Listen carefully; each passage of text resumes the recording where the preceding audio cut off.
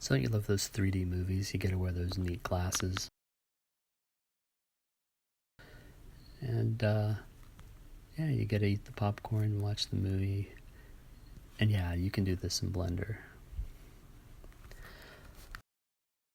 So I stumbled upon this recently and I just think it's the coolest thing. And I guess I got to be quiet. It looks like the second feature's coming on.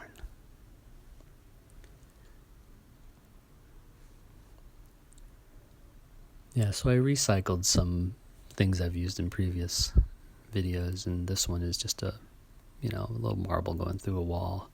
Maybe it's a meatball or something. And so I decided, well, let me try this. It looks like a perfect thing for this 3D effect. So how do I do it? Now, apparently this works both in EV or cycles rendering. There's nothing special about that.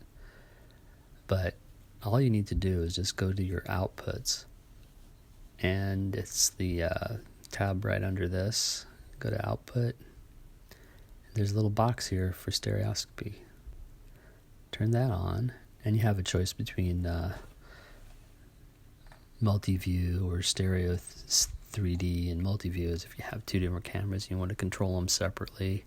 But the stereo 3D is what you'd use if you want to put out like the movie that the people at the beginning would be watching.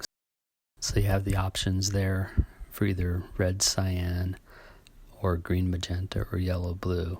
And I tried all of them, and it seems like the red cyan is the one that works the best. There's different types here.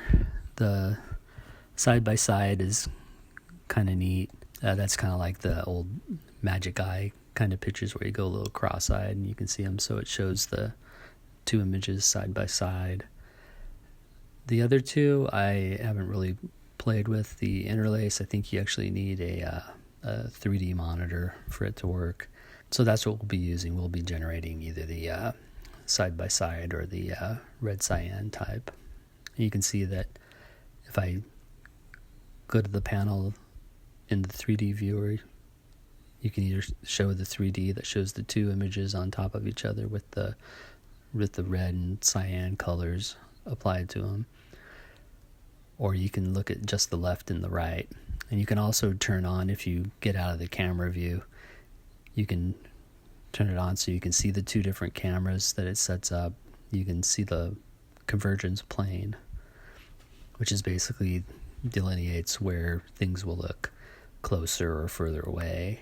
Or you can look at the volume of the two cameras. There's a few options here. Parallel probably ain't too useful because the cameras are parallel. They don't really converge.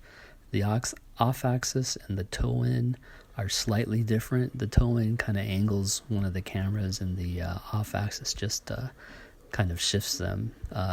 This translates them relative to each other. Apparently the off-axis is closer to what the human eye does. And if you'll notice, the convergence plane takes that plane and moves it kind of towards the camera or away, and the interocular distance kind of adjusts how big of a separation there are between the two different cameras. And you can choose where the pivot is, the left image, the right image, or the center. You can try the spherical stereo or this use pole merge, and that kind of adjusts the fall off of the 3D effect based on a given angle.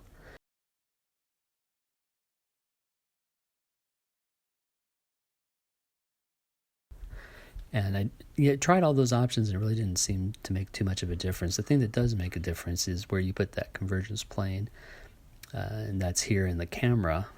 If you go to the camera tab, click on the camera and then go to the tab. So I went back through here and kind of picked a frame that I liked, and why don't we try rendering it?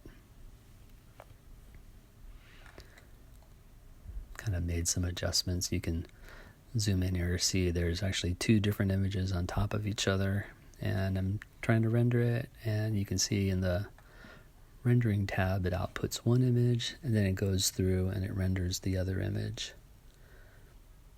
And then depending on how you set it up at the top, at the 3D view here, if you have that button on. If you turn it off, then you have the choice of looking at the left or the right image, which is kind of neat. And here I changed it to side by side. But then when you go and save it, you can save it and it'll actually save as a side by side image. And there you can go like a little cross-eyed and you'll see an image kind of converge into center. And actually I thought this is the effect that worked out the best for me of all of them. The wearing the glasses and taking a look was okay, but really where you had the two images and went slightly cross-eyed, that seemed to give me the strongest effect. And I'll show you a couple examples of that.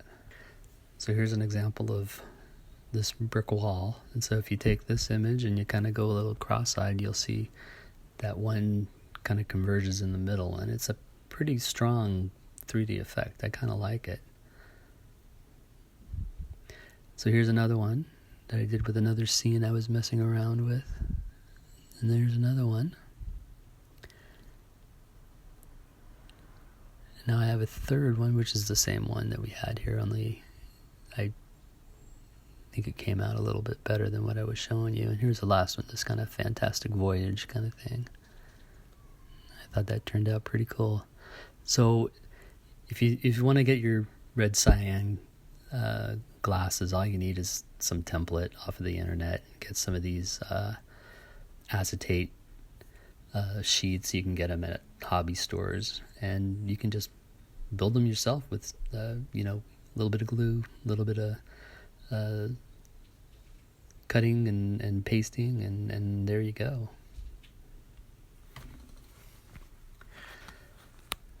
So if you liked the video, please click like, subscribe, and I'll see you in the next one. Thanks.